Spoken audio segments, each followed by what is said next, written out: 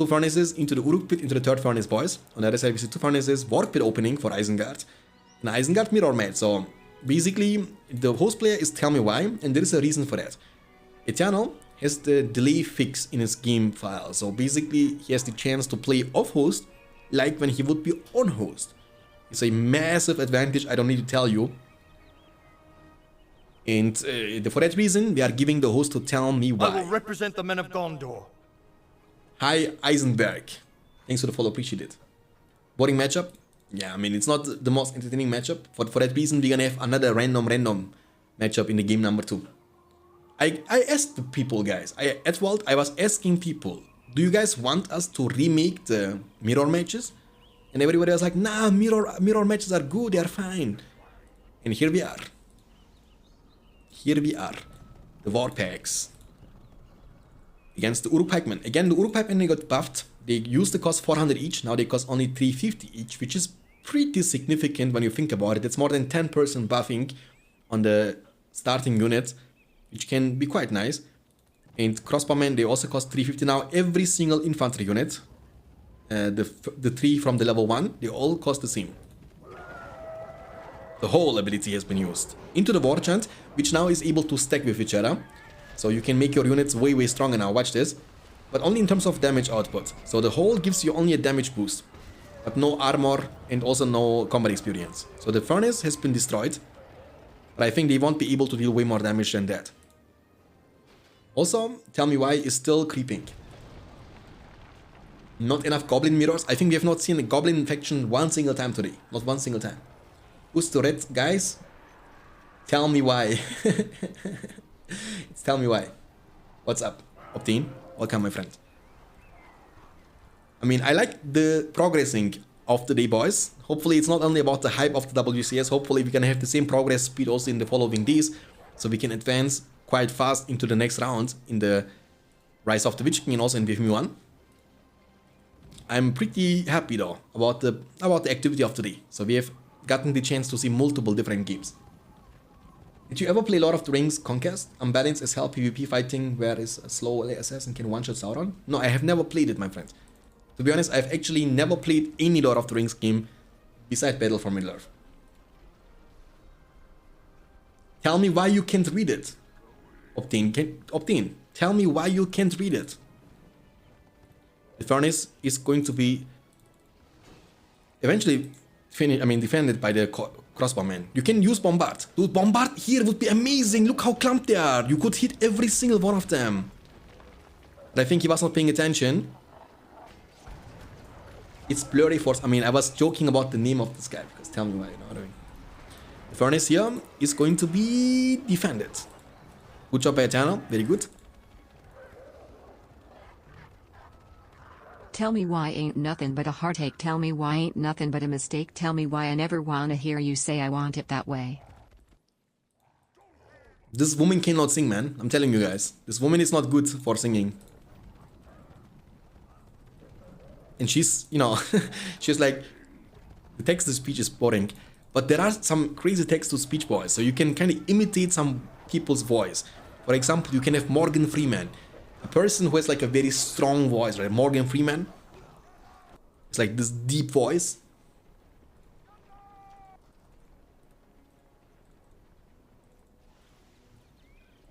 $400 command points versus 550. Still sings better than me, and than me too. I cannot sing also. Dude, there are some, I mean, I think you can train it though. You can train it in a way that you can sing decently, but it's a talent, right? Not everyone has it. You've got to play the Lord of the Rings, the Star Wars, and the Return of the King, bro. I'm afraid to get addicted to that. To get addicted. There comes the War Chant defensively, and that's gonna be enough to force Eternal to retreat. So I think what is required is, you know, I'm telling you, I think Lords is very important. Lords. Because good early game, strong mid game, and amazing late game. Pillage and also leadership is very good. And what you can also do is this player can go for Sharko to counter the Warg Riders. That's also a possibility. The third age on PS2 was also, guys, can you imagine? I've never owned PlayStation in my life. Never ever. The one time I was playing on a console was back in the, I don't know, like 2005 or something, 2004, 2005, something like this. My cousin was gifting me his Xbox, the normal Xbox, not 360, normal Xbox, back in 2004, 2005, because he was buying himself a new PlayStation. And then he gifted me that one. And I played like 1 or 2 games, I think for like a week max, and then I just got bored of it. For me, it's hard maybe for you guys to understand. My cousins don't understand me, but for me, the gaming is connected to a chair, to a mouse, to a keyboard, to a PC.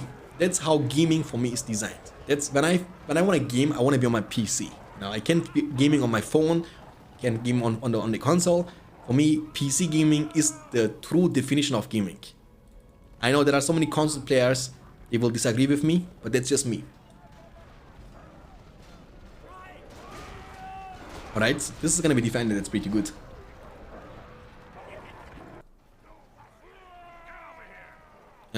After the first couple of minutes into the game, we have 575 command points available for Tell Me Why, and 600 for Eternal. So it's pretty evenish. Tell Me Why is actually playing good for a player who didn't even have the game installed. Like, his game wasn't working 10 minutes ago, and all of a sudden he's popping off. Guys, I can't even imagine, guys, we have so many people in the chat. Did any one of you played Battle for Middle-earth 2 on console? There is no way you did that, right? Because I cannot even imagine how it needs to be feeling like to play a RTS game on console. And that's kind of crazy, dude. Like, I can understand about the RPG game, about a fantasy game or something, but a RTS on console?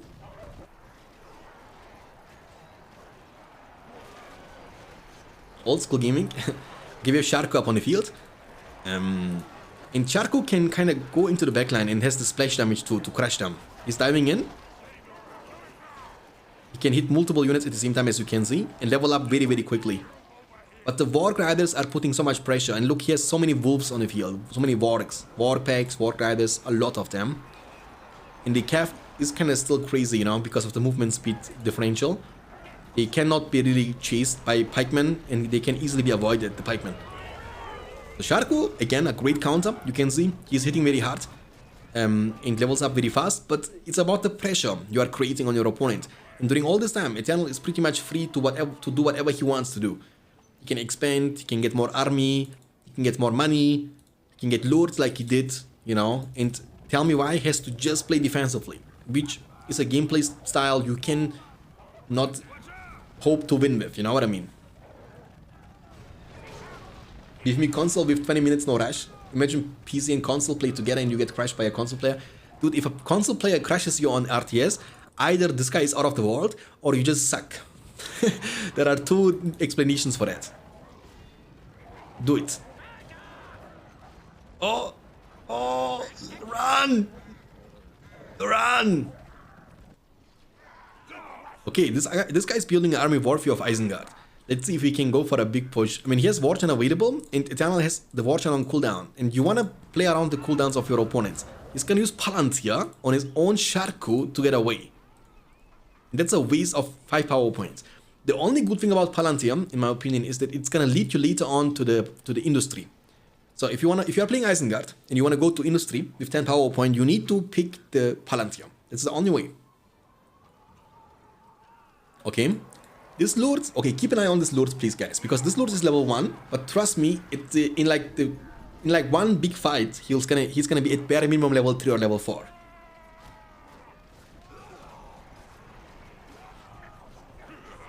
Age of Empires and Age of Empires 4 will have console versions soon. I wonder how they will turn out. I mean,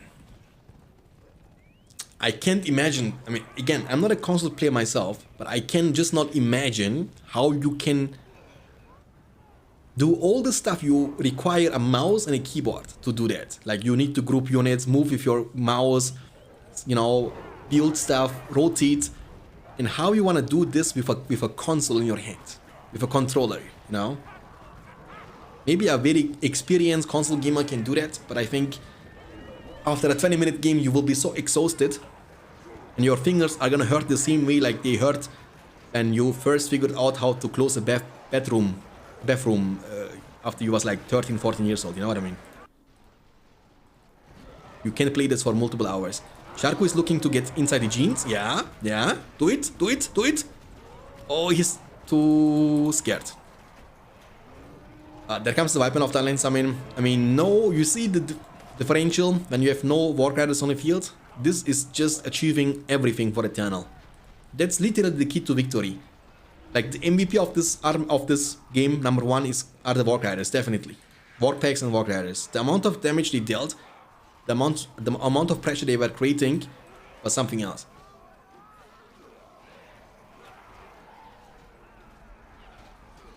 There was BFME on Xbox? No, I don't know. I don't know. I was just able to. I mean, I just heard that you could play BFME 2 on PlayStation or something,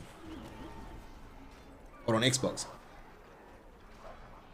Shanks, when you gonna make a tourney for us ultra pro players, that would be good for peasant. We can do that too, by the way, guys. If you are interested into this like beginner noob friendly tournaments, we can also do that one. Dude, I like that one because these games are actually more entertaining, I'm being honest. They are turning always into a clown fiesta.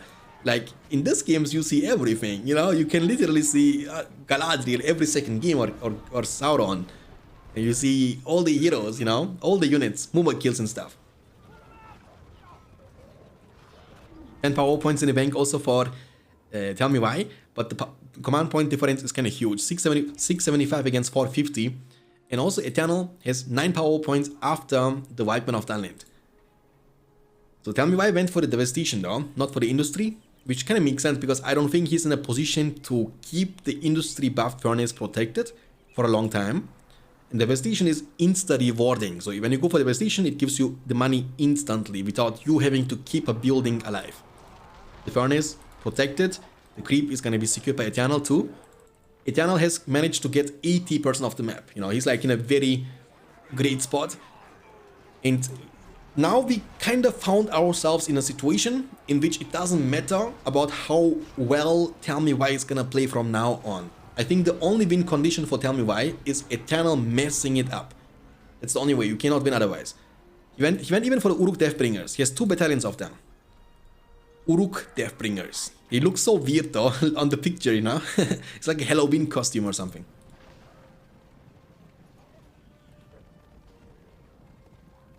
Played a noob game and saved up for Sauron while still demolishing elves with orcs and Easterling. The noob tournaments are also kind of fun. You know, but I think the player should at least understand the basics of the game. Like a basic, you know, like you need to build furnace for making money. You know, this is the minimum requirement. And you know what I was hosting a couple of noob tournaments back in the day, and the one thing I kind of disliked about them is that a player, in order to not get defeated, was saving a builder and building orc pits everywhere just to not be defeated. This is kind of boring, man. You know, I don't want to do that to myself. All right, big push. Oh, Sharku, do it. Nice, Sharku, beautiful. There are no pikemen from Eternal, I cannot believe it. Sharku can be so good here, man. But the Uruk Deathbringers, they don't joke around. They smash everything, dude. These units, they are actually like glass cannons. They are dealing crazy damage, but they are very squishy. Even the damage against Fortress, you can see that, right? They are chunking the Fortress like it's made out of paper. And Tell Me Why is gonna call it GG, and that's gonna be the game number 1 won by Eternal from France. If the red Isengard player Tell Me Why against the blue Elven player Eternal. It's a winnable matchup for Isengard, definitely. You know, the obvious weakness of the Elven faction is the fact that they have no money making abilities in the mid to late game, and Isengard can you know, macro you money-wise, resource-wise. And it can lead to a situation in which you can go for Saruman, Lord, Sharku, you can make upgrades way faster than your opponent can, you can go for massive army advantage, and all of that thanks to your eco boosting abilities like Devastation and so on. And I'm telling you boys, I think in the beta we will discover Isengard being a very solid faction. I'm being honest, in the 8.5 version they've been struggling a lot. They've had like very bad matchups and also underperforming because of the expensive units, but I think they showed a lot of love to Isengard And I'm assuming these buffs will bring Isengard back to the glory days of the White Hand. And we will have Uruk opening, Uruk High. Alone this opening, for example, is so much better now for Isengard. 3 Malone trees into the pikeman. Oh, that's gonna be actually nice for Isengard. If he goes straight forward, now with the Uruk, he can deal a lot of damage, a lot. Because Eternal is gonna go for the pikeman, and eventually Lorien warriors right after. And the Lorien warriors, they cannot fight against Uruks. Uruks are gonna smash them. That's like a traditional opening, pikeman opening into the swordman. Nah, okay, never mind, he's gonna go for archers. He doesn't wanna go for a push, he wanna creep and defend. That's the plan of Eternal. The Arvin. Arvin also was busted at some point, but they made her quite weak now. You know, she was kind of super broken in a version. You can ask Mustafa. Mustafa had so much fun with her. It sounds so wrong when I say Mustafa had so much fun with Arvin, but I know I'm talking about a video game, not about real life. Creep uncontested. And we will have also pikemen right after. What happened to the sound effects? I don't know. Oh, war chants. Oh, look at this damage, dude. It's kind of crazy damage output. Can't even talk. Rallying call. Oh, position. Oh, he's dancing around. Look at how buggy these units are. A lot of them couldn't even attack it. He's tanking too much damage also from the fortress. Oh, don't tell me why. Tell me why. Tell me why. Nice. Good job. Tell me why. Appreciate it. Appreciate the good job. But in the meantime, elves are creeping a lot actually. He's gonna creep also the trolley at the bottom side. There is no inn in this map. So you can only capture those signal fires in the middle, and there is no other structure. And that's one of the reasons why we are also not using maps with outposts. Outpost control is so important and so beneficial, rewarding at the same time, because it gives you 50 money for each tick every few seconds. It can grow your rich. And also, other reason why we are not using maps with Fire Drake layer. Because remember, some factions have access to this unteamed allegiance. And imagine you are on a Fire Drake layer map and you use unteamed allegiance on a Fire Drake layer. And you get to control Fire Drake with 10 power points. That would be super busted. He was creeping too. Maybe he can steal the money from the creep, but it's 3v1 situation. Elves will be able to get the money too. A lot of money. It's like 400 gold you get from the creep. And we might see a stable. Yep. Stable into the level 2, or he's gonna go for the Lancers. I think he's gonna go for normal Lancers. Isengard moving on. Lorien warriors are fast. The most annoying thing about the units of the elves is that they get invisible randomly in a map. So they can set up an ambush without having elven cloak.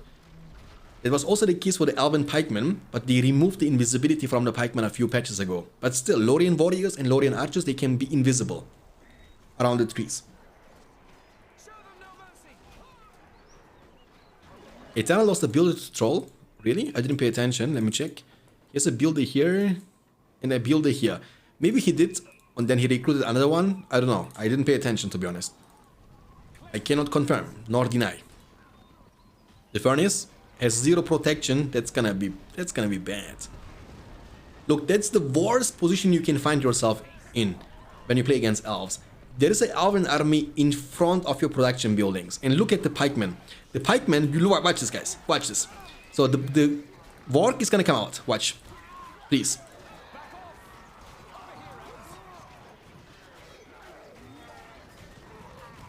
What happened? Did he cancel it? In the last second? I didn't even know that that's possible. But the gate has opened and he cancelled them in the last possible second. Interesting. That's nice though, because he was about to lose 500 for no reason. Because they would get killed instantly. Again, that's what I'm talking about. It's the worst position you can find yourself in. Because your units are coming out of the production buildings and they're being shot from the second one, from the archers. Bad trample into the pikeman, very bad trample. But Isengard is down to 300 command points only. Eternal has definitely a massive advantage. Not only in this game, but also in the series. It's 1-0 already for Eternal. Winning this would mean the end of the series, and Eternal would get a huge advantage in the group stage and would be a big step closer to reach the next stage. And end mood, he doesn't want to lurk around. He want to not be joking. You want to just go for the end mode in Siege. And it's going to be almost impossible for Isengard to defend this. Almost impossible. Because there is going to be an archer army defending those ends. And the only way you can kill these ends are going to be your pikemen. And your pikes, they can never reach out to them. Never. So Lords, maybe with level 2, can do stuff with the Carnage. But other than that, I don't think it's possible to defend this. And that's a very desperate move too, by the way. He's war chanting this one Uru pikeman, which means war chant is going to be on cooldown for the next couple of minutes, and the end mode is almost up. So all the Elven player needs is recruit one end and go for the siege. That's all you gotta do. But actually this Malon tree is going to be also taken down. He's sleeping a little bit with the pikeman.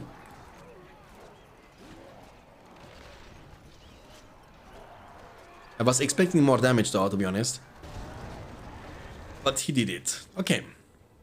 300 command points for Isengard and 475 for Elves. The only good thing is the Elven player's command points capped for Isengard. So he cannot recruit any more ends, until he needs to build, until he has more command points available, I mean. He has almost 2k in the bank though. He can even go for 3-beard. 3-beard 1400 only.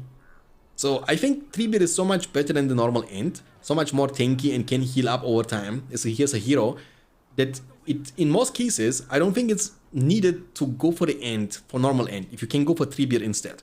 Because you only have to invest 10 more command points, which is basically nothing, right? And 700 more resources. That's also nothing. And this 3-beard is so much more valuable than a normal end is.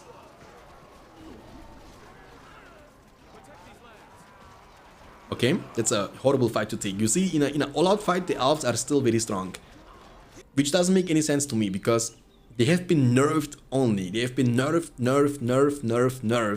but yet they are always popping off in every single beta, in every single meta, in every single patch. The one faction which I've never seen having a negative win rate in any league, tournament or whatever. 8 power points in the bank. The Malon tree is going to be taken down by the Warg packs, that's good. Isengard is trying to stall the game out. But you gotta take care of the end mode. Eternal is recruiting the end daddy.